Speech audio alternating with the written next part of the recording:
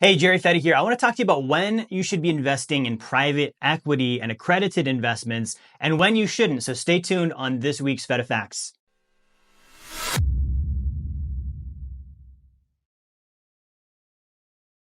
Hey, welcome back to another Fetta Facts. My name is Jerry Fetta. I'm the CEO and founder of Wealth Dynamics. It's good to see you here today. Now, I want to talk to you about accredited investing, private equity investing, venture capital investing, all of these different things, because this is something that's very exciting, right? It's a topic I hear people ask about a lot. There's a lot of interest in it. There is a lot of wealth to be made in these categories, but I want to dive into when is the right time, right? So before I do that, let's just talk about like the blueprint phases here. I'm going to whiteboard this out just to give a visual on what we're trying to accomplish here. Okay, so if you're looking at the blueprint, like at the very, very bottom, I'm just going to draw these as little sections. At the very, very bottom, you're basically going for solvency,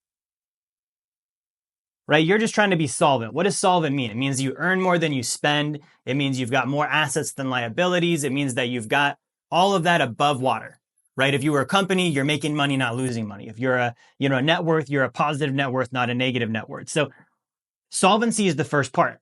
Okay. Now, once we have solvency, the next thing we're doing is we're building a foundation. We are building a foundation. And what I mean by that on building a foundation, we need to make sure that you are properly protected. You have your insurances, you have your estate plan, you have your asset protection plan. All of the important fundamentals are in because those are invariables. And then we can start adding other stuff. Now, I mention this because there are a lot of times I talk to someone and they're like, oh, I want passive income. I want to invest in those accredited investments, right? Well, here's the thing. If you're broke, you don't have any money saved, you're not earning more than you spend, you're not paying yourself first, you're insolvent. You are insolvent. You have no business investing in accredited investments. In fact, they're not even going to want you in there, right? You're trying to focus on passive income, making money while you sleep. You should be focused on active income and making money while you're awake. You should be sleeping less because you're insolvent. Okay. So you wouldn't be doing that here. Same thing as if you don't have your foundation in, let's say you don't have life insurance, health insurance, a trust, a will, identity theft protection, like these very basic things, like all of your taxes aren't caught up and filed on time. These are like little tiny things that you can build this massive passive income empire and accredited investments and all this stuff. And if you don't have these things in, one of them just needs to have a whoopsie and the whole thing crumbles. Okay, you don't want to have that happen either. So you're building the foundation, and part of that foundation would be your banking system as well. Right? This is your sacred account. Everything in your life runs through your banking system. Everything in your life runs through your estate and asset protection plan. That's like your infrastructure and your personal economy, right? If you don't have these things in, you're going to go build wealth in someone else's economy. You're putting money into the pool and you're pulling out less than you put in or less than you could be pulling out, right? So it's important to have the foundation there to be solvent. Now we start getting into investing. Right. And I'm going to use the word investing loosely here, putting money out in order to get money back, putting money out in order to get money back.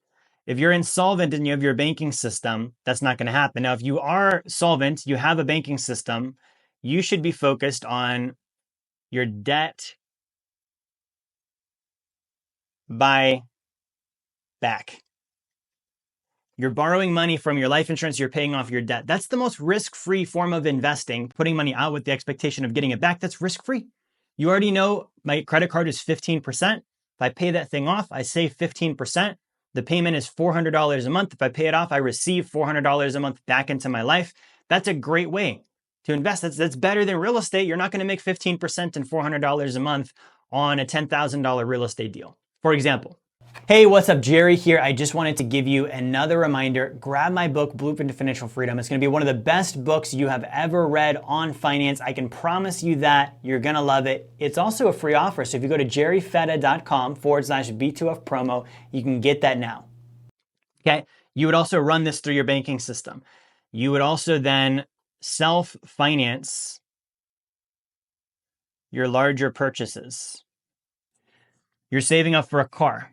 You are doing a down payment on a house. You're buying new furniture, whatever it would be. run that through your banking system, self-finance it, and pay yourself just like you would to, their financing company.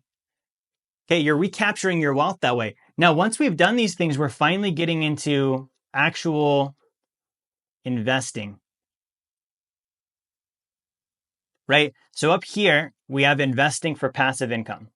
Investing for passive income. Now, this is the triangle of wealth over here, right? We want to focus on earn, save, and invest. Okay? Earn, save, and invest. So if you're investing in something because you saved. If you saved, you're saving because you've done these prior things. You're earning, you're solvent, you've got your foundation, and you're ready to invest. So we're investing for passive income, and we are doing that to be able to save 40% of our incomes. Okay, and it's going to be real boring in the middle here. I was talking to one of our VIP clients this past week, and he's like, Jerry, I feel stuck. And I was like, talking to him, I was like, okay, well, he's not stuck, right? He's just in the boring part, but it's also fun. If you think about when you were broke, the idea that you're saving 40% of everything you make and putting it into real estate would have been very exciting.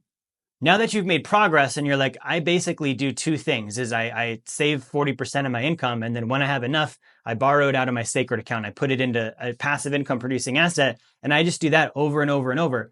There is not much variance here. There's not much variance. You're going to keep doing that over and over and over and over and over until two things happen. Number one, you become an accredited investor, okay? Number two, you become financially independent. Okay, accredited investor, financially independent. So if you're an accredited investor, that means you now qualify to invest in accredited investments, private equity, venture capitalism, private placements, all of this different stuff that the average person doesn't even get to know about, let alone invest in. Okay, now here's the thing.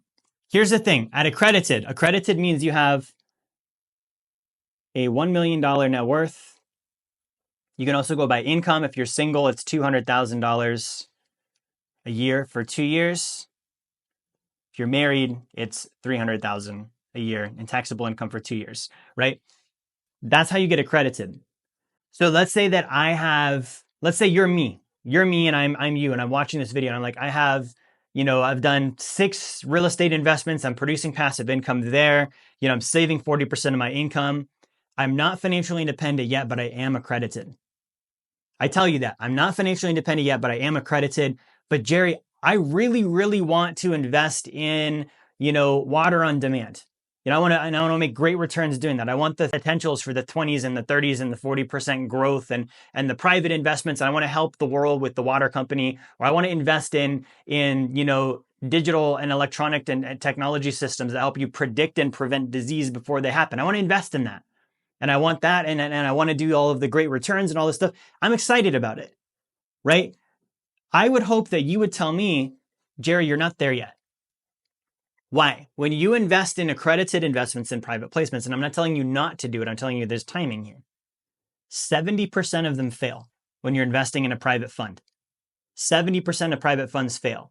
Now, if you're going venture capitalism, 95% of small businesses fail within the first 5 years. So if you're investing in a fund, there is a 30% success rate. If you're investing in a private company, there is a 5% success rate.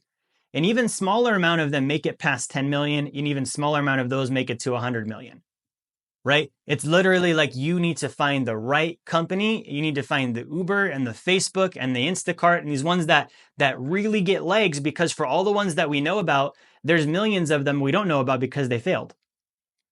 So I want you to ask yourself this question. If I were to invest heavily in one or more of those opportunities, and they fail, because there's a 95% chance a private company will fail, there's a 70% chance a private fund will fail, and that happens, am I okay with losing that money? And if I lose that money, am I still okay? Financially speaking, am I still going to be making progress? Okay, so here's my thing. Here's what I'm going to tell you about the timing, because I would say don't do it yet, right? I would say don't do it yet. Why? Let's look at the whiteboard again.